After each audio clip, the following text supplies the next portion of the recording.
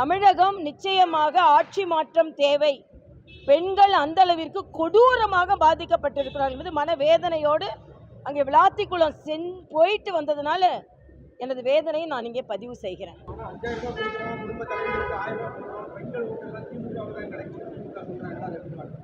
நிச்சயமா பெண்கள் ஓட்டு திமுகவுக்கு கிடைக்காதுங்க. அவங்க கொடுக்குற 5000 ரூபாய் 10.5 லட்சம் கோடி கடன் வாங்கி ஒவ்வொரு தலையிலையும் 1,40,000 கோடி கடனை வச்சுட்டு அதுல இருந்து எடுத்து கொடுக்குறாங்கங்க. அது மட்டும் இல்லை, பெண்களுக்கு 100 ரூபாய் கேஸ் மானியம் கொடுக்குறேன்னு சொன்னாங்க, அது கொடுக்கல. கஞ்சா விற்பனை மிக அதிகமாக இருக்கிறது, கொலை கொள்ளை அதிகமாக இருக்கிறது, காவல்துறை எந்த கட்டுப்பாட்டிற்குள்ளும் இல்லை. அதனால அவசரமா பணம் கொடுத்துட்டோம் அப்படின்னா இன்றைய பெண்கள் நமக்கு பொருளாதார சுதந்திரம் எப்படி இருக்க வேண்டுமோ வாழ்வாதார சுதந்திரம் இருக்க வேண்டும் என்று நினைக்கிறார்கள். பொருளாதார சுதந்திரம் இவங்க மட்டும் கொடுக்கல, ஆட்சிக்கு வந்தால் எல்லாரும் கொடுக்குறாங்க தான். புதுச்சேரியில் 5000 ரூபாய் கொடுக்கப்பட்டு இருக்கிறது. அதனால் ஒரே பெண்கள் முதல்ல புறக்கணிக்கப்படுவார்கள், இன்றைக்கு பெண்களுக்கு கொடுக்கப்படுகிறது. ஆனால் அதே நேரத்தில் பெண்கள் பாதுகாப்பு பறிக்கப்பட்டு இருக்கிறது என்பது எனது கருத்து. அதனால் ஸ்டாலின் அதில் அக்கறையே காண்பிக்கல என்பது தான், கொஞ்சம் கூட அக்கறை காமிக்கல.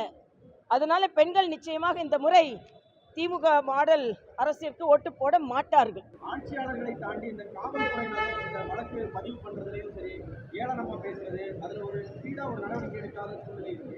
இதுக்கு காரணம் யாரா? ஆட்சியாளர்கள் தான் அதுக்கு காரணம். உள்துறை யார் கையில இருக்கு? எப்படி அவர்களெல்லாம் தண்டிக்கப்படுகிறார்கள்? ஒரு பெண் போலீஸ் அதிகாரிக்கு ஒரு அம்மா அப்பா போய் கம்ப்ளைண்ட் கொடுத்து அதை எடுக்காம பரிகசிக்கக்கூடிய கிண்டல் பண்ற நோக்கம் எப்படி வருகிறது? எல்லாத்தோட லாக்அப் மரணங்கள் ஏன்பா நடக்குது? ஒரு லாக்அப் மரணம், சாத்தான்குளம் லாக்அப் மரணம், எந்த லாக்அப் மரணத்தையும் நான் நியாயப்படுத்தலை.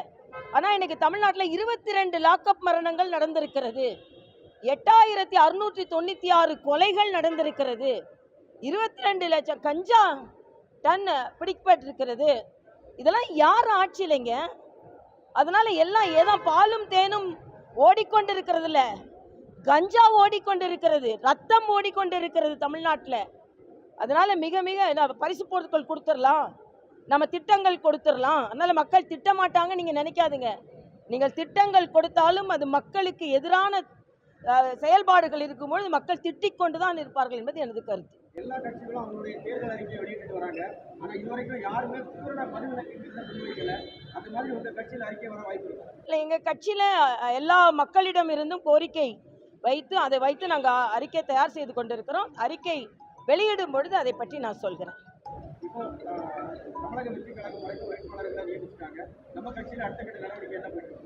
எங்கள் கட்சியில் கூட்டணி அமைத்தாகிவிட்டது. தொடர்ந்து எங்களது கட்சி தலைமை அதற்கான பணிகளில் ஈடுபட்டு இருக்கிறார்கள். நிச்சயமாக விரைவில் அறிவிக்கப்படும்.